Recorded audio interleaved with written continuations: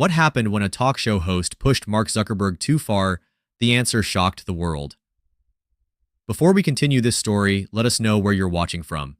If you enjoy stories like this, subscribe to the channel because tomorrow we have another special story for you. The bright lights of the studio shone down on the audience as the cameras rolled, capturing the palpable anticipation in the air. Tonight wasn't just another episode of Real Talk Tonight with host Jamie Lane. It was set to be extraordinary.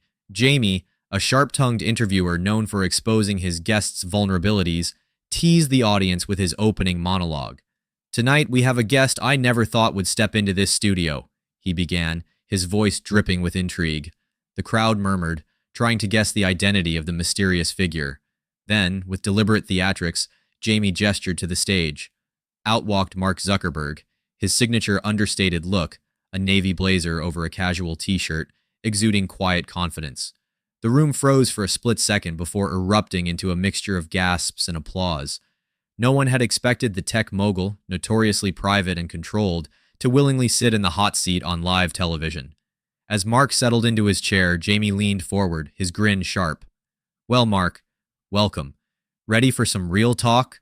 Mark smiled faintly, his eyes steady but unreadable. "Always," he replied, his voice calm but charged with an undercurrent of resolve.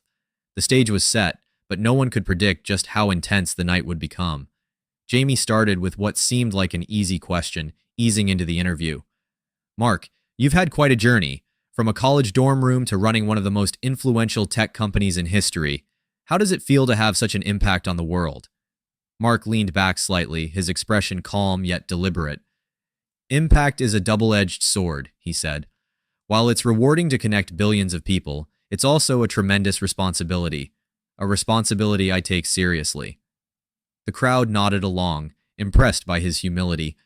But Jamie wasn't one to let his guest off the hook so easily. He tilted his head, his tone sharpening. "A responsibility, sure. But what about the criticism? Privacy scandals, accusations of election interference. Your name has been tied to some pretty controversial headlines. How do you answer to that?" The audience held its breath, waiting for the moment to turn explosive. Mark's demeanor remained unshaken, though there was a flicker of steel in his eyes. "Criticism is inevitable when you're at the forefront of change," he replied. "But every issue we've faced has been an opportunity to improve. We've made mistakes, but we've also taken steps to fix them. That's what leadership is about, owning your shortcomings and striving to do better." Jamie leaned forward, sensing the weight of his next move. "And yet, some would say your actions haven't spoken loud enough. That transparency is lacking. What do you say to the people who feel betrayed by the platform they trusted?" The question hung in the air, heavy with implication. Mark paused, letting the silence build tension. Then he responded, his voice steady but piercing. "I'd say trust isn't something you demand. It's something you earn, and I'm here tonight to show we're committed to earning it back." The audience erupted into applause, but Jamie wasn't done yet. His next line promised to push the conversation into even deeper waters. Jamie's grin widened, sensing the perfect moment to escalate. "Earning back trust, huh? That's a noble goal, Mark. But let's get real. People don't just distrust your company. They question you. Some say you've become a symbol of tech's unchecked power, that you're more concerned with algorithms than ethics. How do you respond to those who call you a tech tyrant?" A ripple of murmurs ran through the audience, and Jamie sat back, clearly savoring the tension. Mark, however, didn't flinch. Instead, he leaned forward slightly, his calm demeanor suddenly carrying an edge. "Words like that are easy to throw around," he said, his voice sharp yet composed. "But those words don't reflect the work we're doing every day, creating tools that empower people, protect communities, and expand opportunities. The real question isn't about labels. It's about whether we're willing to adapt, to listen, and to improve. And I am." Jamie raised an eyebrow, clearly unsatisfied. "Adapting, listening, improving," he echoed. "Yet critics argue that it's reactive, not proactive, that you only change when there's backlash. Is that leadership, Mark, or damage control?" The air in the room felt heavier, every pair of eyes locked on the two figures at the center of the stage. Mark's expression darkened slightly, and for the first time, his voice carried a noticeable weight.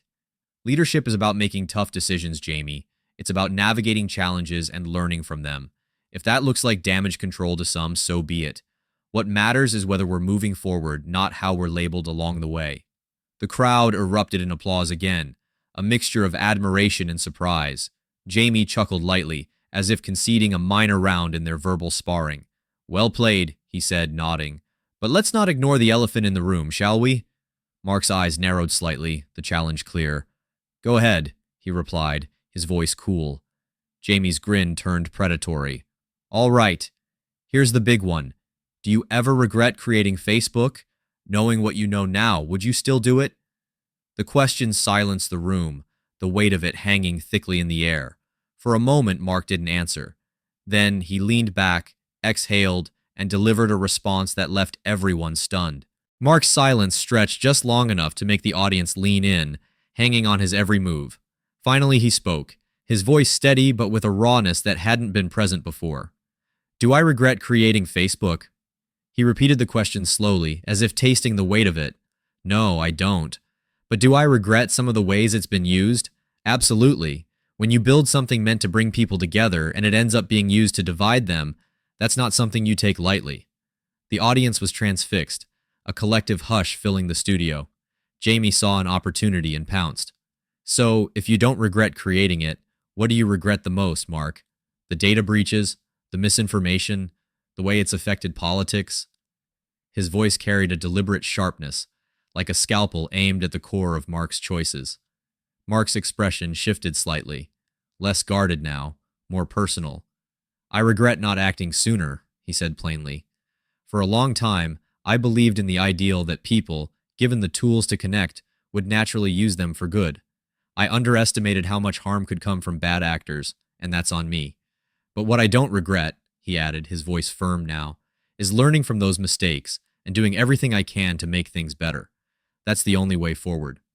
The audience broke into applause, some even standing. But Jamie wasn't done yet. He leaned forward, lowering his voice as though speaking to Mark alone, even though millions of viewers were watching. That's admirable, Mark. But there's one thing people still wonder about. You talk about learning from mistakes, but some critics think you're just playing catch-up, that you're always one step behind the problems your platform creates. How do you respond to that? Mark's gaze didn't waver, his tone unwavering. It's easy to criticize from the outside, Jamie, but from the inside, progress isn't always a straight line. Sometimes it's messy. Sometimes you stumble before you find the right path. What matters is that you get back up, that you keep trying, and that you don't let the fear of failure stop you from doing what's right. The audience erupted again, louder this time, but Jamie wasn't finished yet. His next question was his boldest move yet, a direct challenge that no one in the room saw coming. Jamie leaned in, his voice dropping to a near whisper that somehow felt louder than a shout.